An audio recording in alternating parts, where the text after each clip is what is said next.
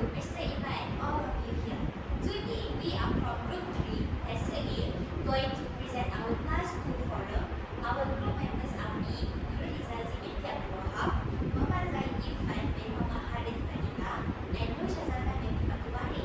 So, without wasting any more time, let's proceed with the title of our forum, which is the relationship between the varieties of English language and culture in English.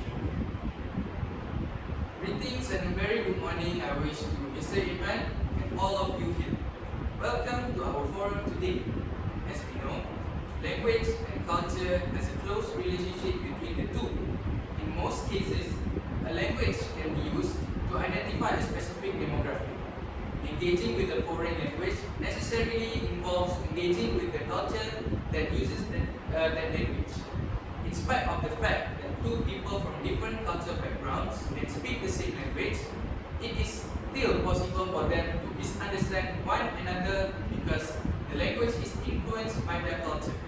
I am sure that everyone here has their own point and view. First and foremost, let me introduce myself, Muhammad Irfan Rafiq bin Rizwan, moderator for today's forum, and our special guest for today, Dr. Zaid Irfan, Professor in University Malaya, and Datuk Sri Nur Shazana, Vice President of the Malaysian English Language Teaching Association, and Miss Nurul Izazi binti Abdul Wahab, an English language teacher from SMK Bunga Mawar. So, today in this forum, we will be discussing the relationship between the varieties of English language and culture in English learning. Before that, how are you, Dr. Zaid? You look healthier since the last time we met. Yes, thanks, Mr. Moderator. I'm in the pink of health. How about you? I'm good. Thanks for asking, Dr. Zaid. Next, we move on to the gorgeous lady, Dr. Dato Sri Nur Shazana.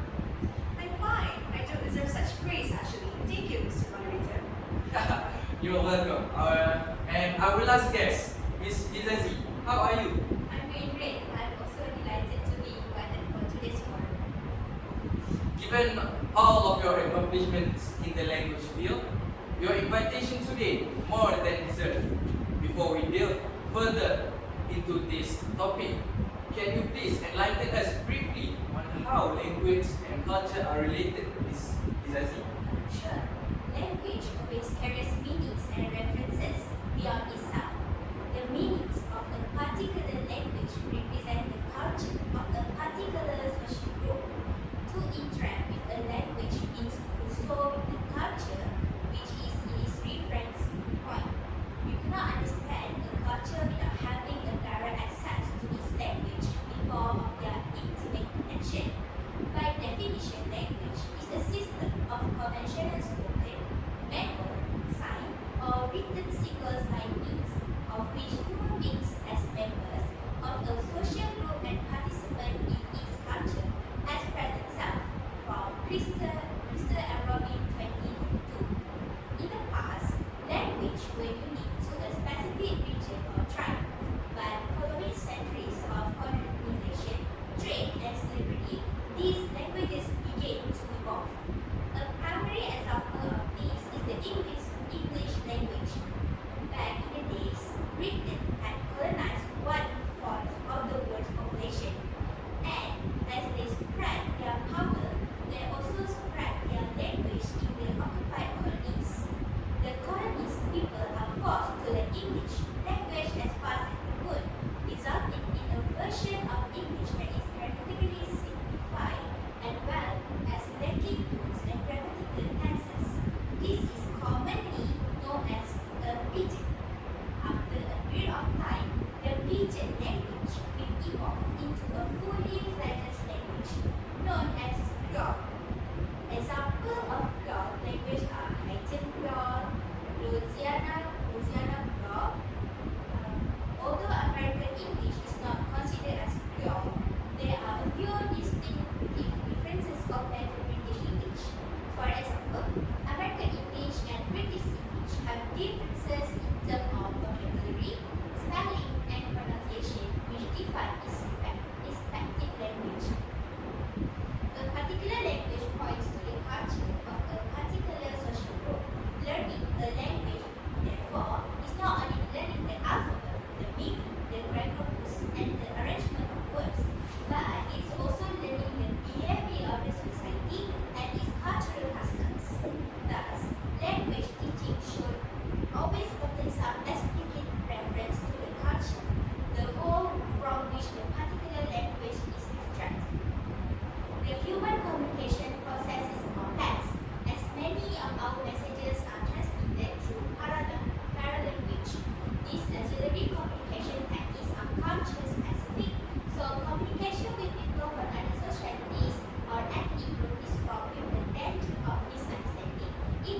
larger framework of culture is involved.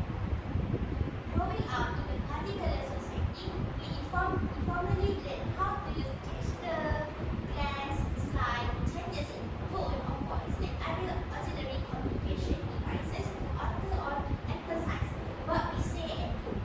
We learn these culturally specific techniques over many years, largely by observing and imitating.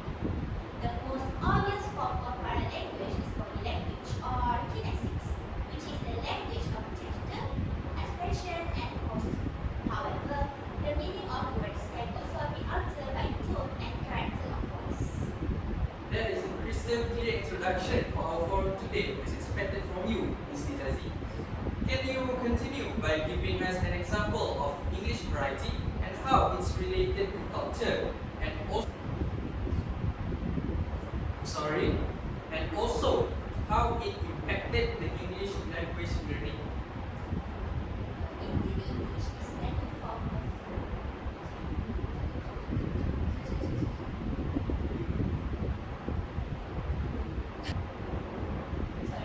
Indian English is any form of the English characteristic of the Indian subcontinent. English has slowly become the lingua franca of India and is the language of their cultural and political elites, offering significant economic, political, and social advantages.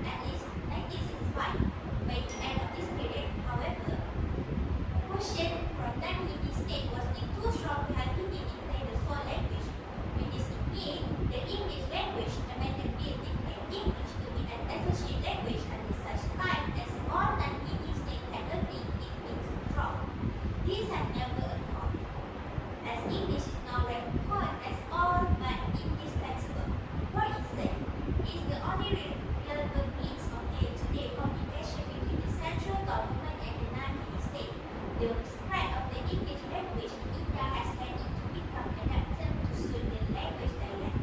Due to large diversity in English and Indian language and cultures, there can be instances where the some English word can be mean differently to different people in different parts of India. There are three different stages of English language in India. There is cultivated, post-approximative, basic pronunciation, and associated with younger generation of urban and suburban regions of metropolitan cities of the country. Standard associated with category of the higher education and regional associated with the general population and closely approximating the second language vehicular English brands. They make each other. Despite the assumption that English is readily available in India, available studies show that its usage is actually restricted to an elite by providing inadequate education to a large part of the Indian population. The employment of outdated teaching methods and the programs of English as dictated by the authors of the guide will serve the disadvantaged students who rely on these books in their writing in English. So what is Indian English? The English spoken on the Indian subcontinent has some distinctive characteristics that set it apart from other international varieties of English, such as RP, basic pronunciation, and GA, general American. These differences arose as a result of long period during which English was in constant contact with languages spoken natively in India. As a result, the variety of English spoken of the subcontinent is frequently called Indian English. Vocabulary differences. When it comes to words, English spoken in India has been under the dominant influences of the native languages of the subcontinent, which is reflected in its lexicon. Many words from Indian native language have been introduced into the global English language spoken worldwide. Some notable examples being jungle, bamboo, punch, shawl, and veranda. What is more, there are some words which are unique to speakers from India and instances of misunderstanding are not uncommon. Such words are air dash, which is used for someone who is in a hurry, or bad match, which denotes as holiday. Sometimes, speakers of English in India add a new level of meaning to existing word. For instance, if a person wears a high-tech outfit, it does not mean that they are equipped with the latest digital gadget. Instead of the high-tech word from Hindi replaces an English word. If you hear aka in the middle of conversation in English, do not be surprised. It only means good. Differences in pronunciation.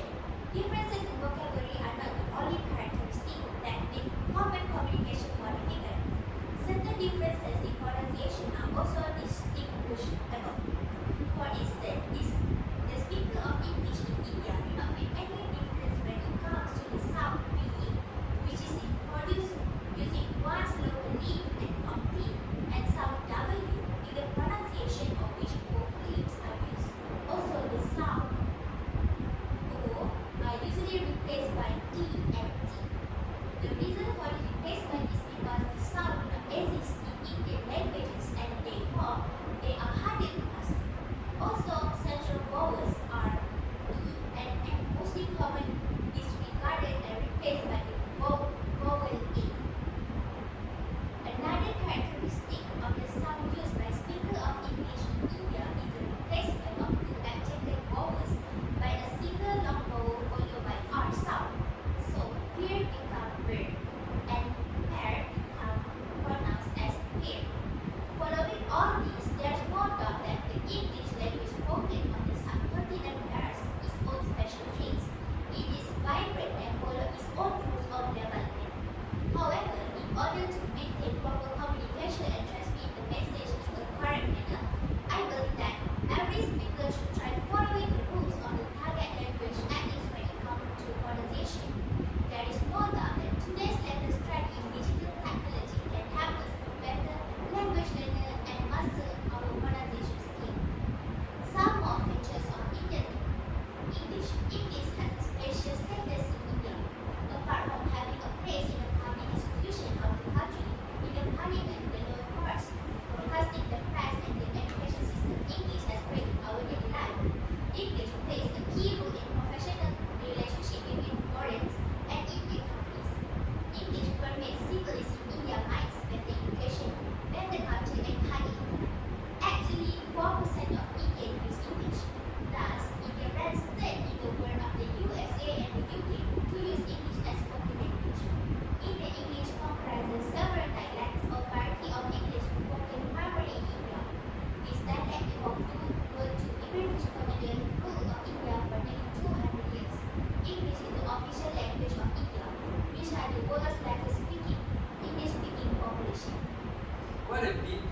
thorough explanation from Ms. Lizazi. Now, let's give a chance for the audience to ask a question for now. My name is Adeline. So, I would like to ask, how do you think students can be effective communicators? Thank you for the question. Effective communication skills are fundamental to success in numerous aspects of life. The classroom attendance depends heavily on the quality of communication taking place in it.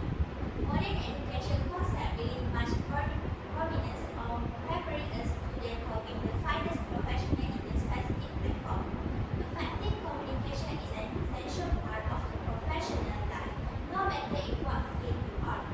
Students with effective communication skills in more probably to contribute to class discussion, will ultimately achieve more from their experience in class and will be more productive member in group projects.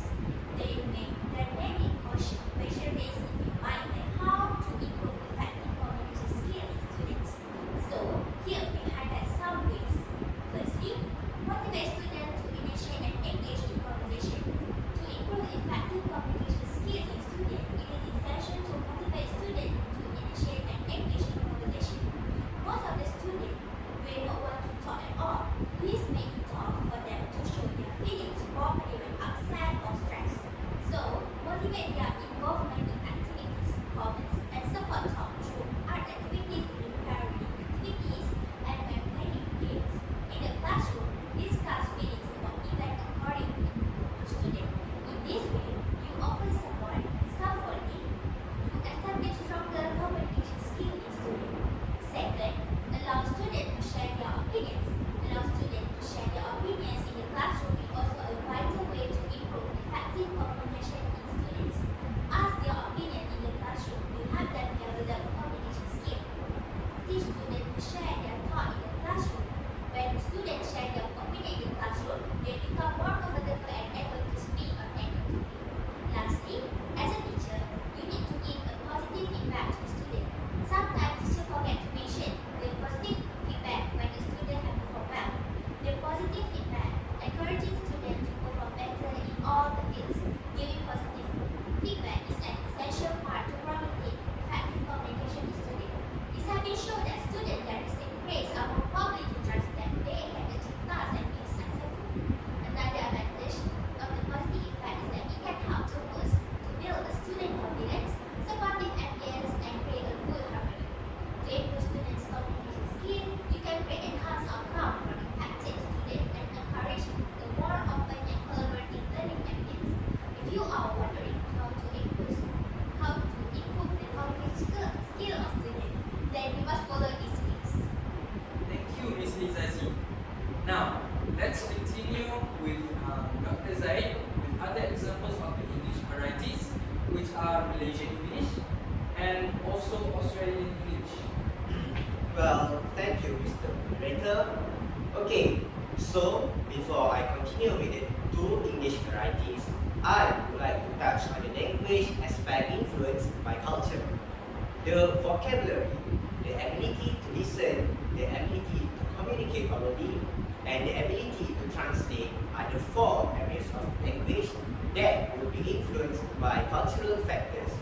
The influence on vocabulary involves the addition of certain new terms as well as changes to existing words that are derived from the local culture as well as the words native language. One example of this type of word is a regional delicacy, such as a dish or an article of apparel or any other particular term that is not available in the mainstream English language.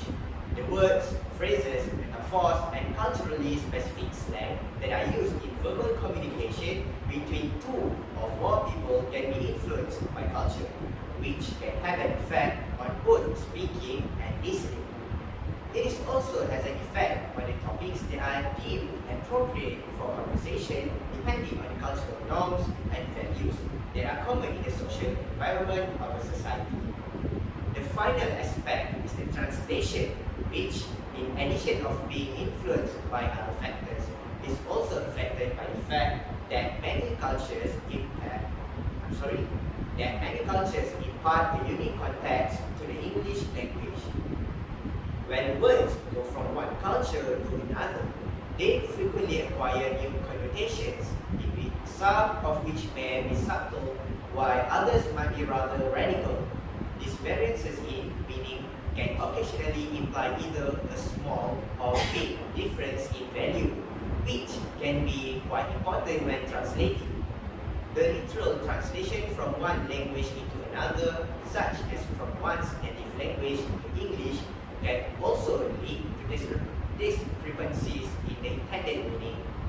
Due to the fact that this culturally influenced feature can result in communication issues, even when using the same language, having an understanding of how to communicate effectively across cultures is of critical importance.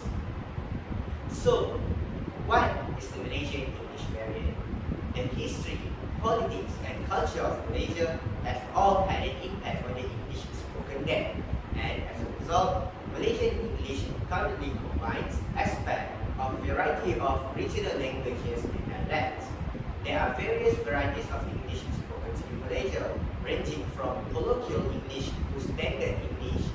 These varieties are spoken in a variety of local dialects, and they are utilized in a number of different social and professional settings. Although Malaysian English is occasionally used to refer to the colloquial variety dubbed as Manglish, it is used as a cover term to include all types of English that are spoken in Malaysia. The term Manglish is sometimes used to refer to Malaysian English. These English dialects can be broken down into three distinct levels, which are known as Basilan, Mesolan, and Acrolan, respectively. The word Basilan, in short, is broken English, which is the type of English that are typically spoken in rural areas. In addition to this, it features a large number of borrowings, the meanings of which shift depending on the social and racial background of the speakers. The Mesolan of English is a form of language that is intermediate between the Acrolan and Basilan. Standard English is distinguished from the Mesolan by a number of grammatical features that are unique to the Mesolan. Because it is only second to Malay in terms of effectiveness as an interracial communication language, the significance of Mesolan cannot be emphasized. This variant is also the most known type of Malaysian English.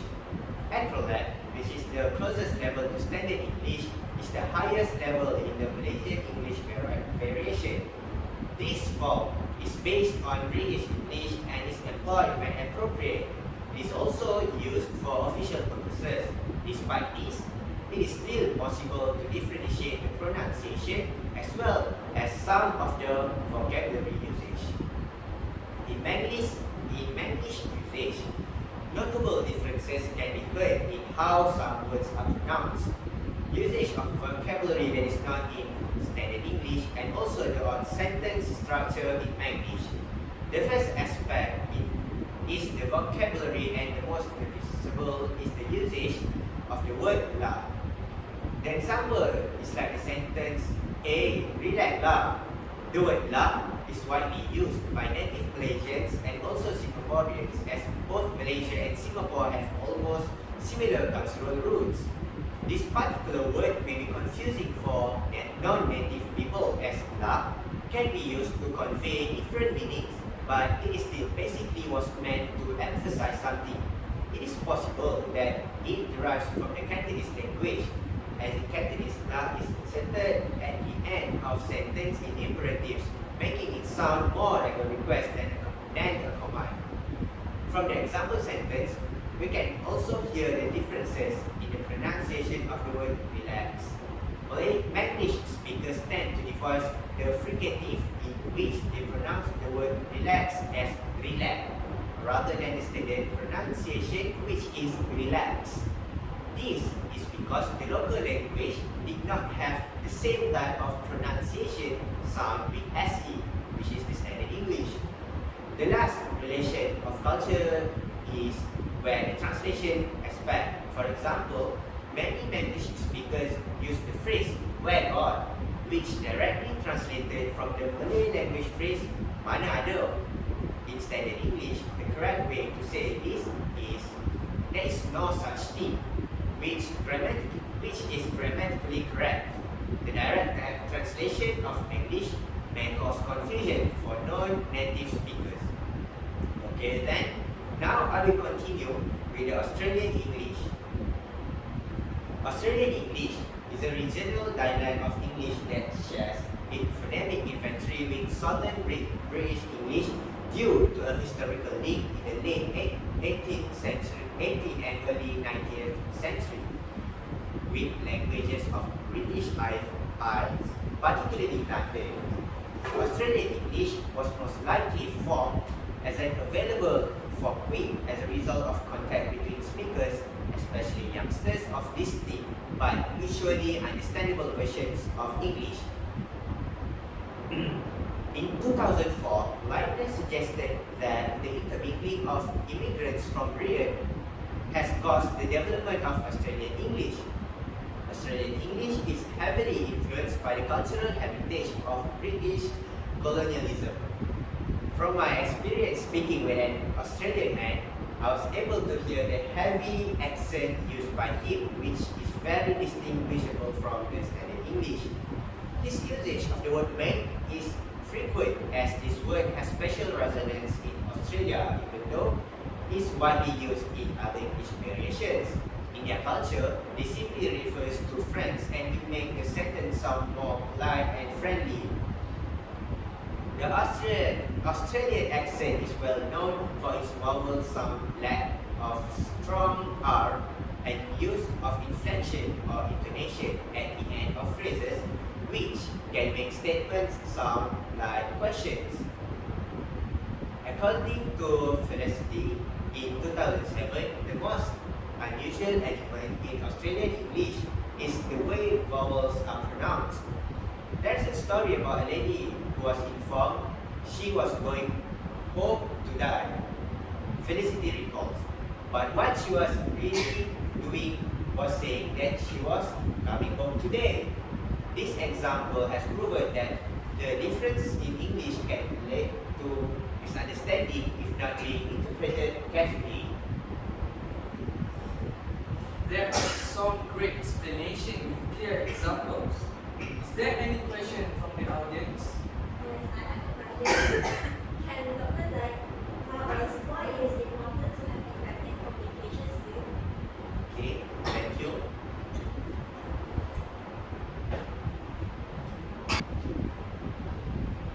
The ability to communicate effectively is a fundamental skill that will serve all of us well throughout our lives. Furthermore, the ability to communicate clearly and effectively is a very important skill that can help us in many different aspects of life. Students need to be able to communicate effectively at all levels of their schooling because it is one of the most important life skills that they need to learn and perfect. Students run the risk of slipping behind their peers, being emotionally overwhelmed, and even withdrawing from school if they have not developed their communication skills to a sufficient level. A person's ability to communicate clearly and effectively, both verbally and in writing, can help them make a favorable impression on others and enable them to have conversations that are easy to follow. Students who enhance their interpersonal skills, such as their capacity for dexterous communication, can better compete in the rapidly evolving job market. The rapidly advancing digital landscape and the increasingly intense competition found in both institutions and the workplace. Strong communication abilities are necessary for academic success, whether such skills are verbal or written. So, what are the effective communication skills that will benefit students? Expressing yourself verbally or in writing can both be considered forms of communication. Communication can also take place in a non-verbal way, for as by gestures, body language, or other physical ways of conveying an idea or expression to another person. The ability to deliver information to other people in a way that is clear, effective, and efficient, and also succeed is essential to good communication, and this ability is independent of the mode of communication that is being used. Communication can take on many different forms, and it is frequently mentioned in contexts that are more formal, such as speeches or presentations, or even reports or other forms of communication that take place in the workplace. We, as a society, are always interacting with one another, and there are a number of different approaches one may take to become an expert in the art of efficient communication. Improving one's communication abilities is an investment that will pay off in the future for college and post-secondary students. Thank you, Dr. Zaid. Now, let's hear Datuk Seri Shazana's opinion. Dr. Zaid has described Malaysian and Australian English. Could you perhaps elaborate on British and American varieties English? Of course. Thank you, Mr. Moderator. As we are all aware, British and American varieties of English are among the most widely used and known varieties in the world, with 60 million and 239 million speakers respectively. You hear these accents all the time in movies and television shows. Even in written works, you can see the difference in terms of spelling and vocabulary. I'm certain that you are curious as to why this is the case, how it sparked, and how historical and cultural events may have shaped these disparities. Languages used to be specific to a particular area or tribe, but after centuries of colonization, trade, enslavement, these languages started to develop. The English language is one of the best examples of this, as aforementioned by Ms. Muzazi. 1/4 of the world's population was colonized by Britain back then, and as they expanded their influence, they also cultivated their language in the countries that they had conquered. The colonized people were obligated to learn the English language as quickly as they could, which led to a simplified version of the language that also lacked tones and grammatical tenses. This is what is referred to as a pidgin. The pidgin language will eventually develop to the full language known as Creole. Mauritian Creole and Jamaican Creole are two examples of Creole languages. American English differs from British English in a few key ways, even though it isn't officially considered a Creole. For instance, there are differences between American English and British English in terms of vocabulary, spelling, pronunciation, which characterize each language. I see, Datuk Seri. Will you perhaps enlighten us about the differences between British English and American English in terms of vocabulary? Of course, needless to say, British English and American English have different terms and vocabulary. It is worth noting that different terms are used regularly in British English and American English, but they can mean different things in each form, like biscuit and cookie. There are a few words that have entirely different meanings. Most of the time, there are terms that have one or more shared meanings and one or more meanings that are specific to one site, such as bathroom and toilet. To illustrate, a British person would go to a petrol station to fill up their car, while an American person would call it a gas station.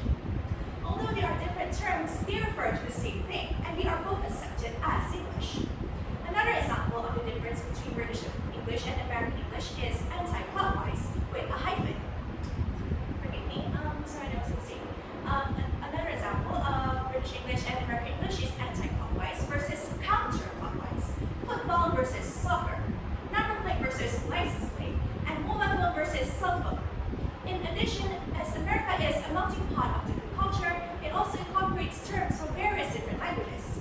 For example, a significant amount of American population are Spanish-speaking Mexicans. Therefore, Spanish terms are used to describe Mexican cuisine, such as cilantro instead of coriander and queso instead of cheese.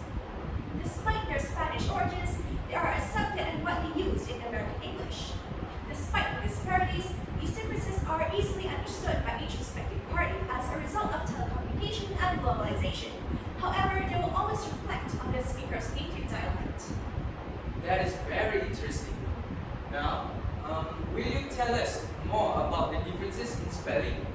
It's quite confusing, and I keep seeing different variations of spelling for the same word, like color with U and without a U. The difference between British English and American English is not just limited to vocabulary. There are many words in the English language that are according to region, despite having the same pronunciation and meaning. The disparities might not be obvious verbally, but in writing they are very clear and obvious. For example, although it is clear that color with an U and color without a U both refer to the aspect of object that may be described in terms of hue, lightness, and saturation, students are highly advised to use the official version of English according to their respective countries. For example, Malaysia uses British English. Therefore, Malaysian students use color with a U instead of color without a U in their written works. Some of the notable spelling differences include OUR versus OR. For example, flavor is spelled FLAVOUR versus FLAVOR. Or RE versus ER. For example, center, spelled either CENTRE versus CENTER, and CE versus SE. For example, defense, which is spelled either DEFENSE versus DEFENCE. In addition, there is also a difference in terms of compound and hyphenation. British English tends to favor hyphenation of compounds, while American English often drops hyphenation altogether. For example, in British English, it is anti-smoking with a hyphen, and in American English, it is anti-smoking close together without a hyphen. Another example of this is forever spelled close together versus forever, which is spelled apart. These differences can be slightly confusing, but they do not significantly affect the overall meaning of the sentence. Therefore, the sentence will be still comprehensible to any English-speaking individual. Thank you, Datuk Sri, for the elaboration. Another thing that I have noticed is the stark difference between American and British accent. Why is this the case? Thank you for the question, Mr. Moderator. During verbal communication, it is quite easy to tell whether someone is British or American by their accent. This is because British pronunciation and American pronunciation is very distinct from each other. To give an instance, the Byzantine Empire was pronounced Byzantine by a British person, while an American person would say Byzantine. One of the reasons why American pronunciation is so distinctive compared to British pronunciation is due to full rhoticity or R fullness, which most British pronunciations lack. Rhoticity is the pronunciation of letter R, and it is noticeable in how Americans pronounce words such as car and art. On the other hand, a distinctive feature of British pronunciation is R dropping or non-rhoticity. Instead of stressing on the R like Americans do, their consonant R is not pronounced, and instead they lengthen the preceding vowel. As a result, R is pronounced ka, while Americans would pronounce it as car. Other than rhoticity, there are more factors that influence the differences between British and American pronunciation, such as diphthongization, T-glottalization, as well as vowel mergers.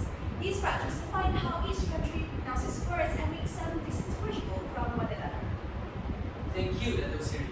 Will you perhaps explain to us why these two varieties exist? Of course. Historically, America was a colony of the British Empire, and a sizable amount of early Americans were native Britons. At some point, the two countries spoke the same variety of English, but as time went on, each country's variety of language began to evolve. Many factors influenced the change, such as slavery, trading, immigration, and war, in which America saw an influx of people from non-English-speaking countries flood in. With them, they brought their own culture and language, which gradually began to impact the variety of English that was brought in by the earliest colonizers, resulting in what we have today. Thank you, Datuk Sri.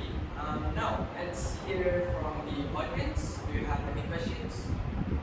Hi, I'm Yunzi, and I have a question for Dr. Sri.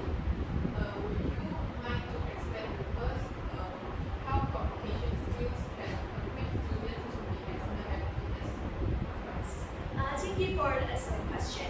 Communication skills are critical for our students' future career success, especially for those who are training to become future teachers. Although you might think that all that matters is your credentials and alma mater, in truth, communication abilities are one of the most sought after attributes of an educated individual in today's competitive market.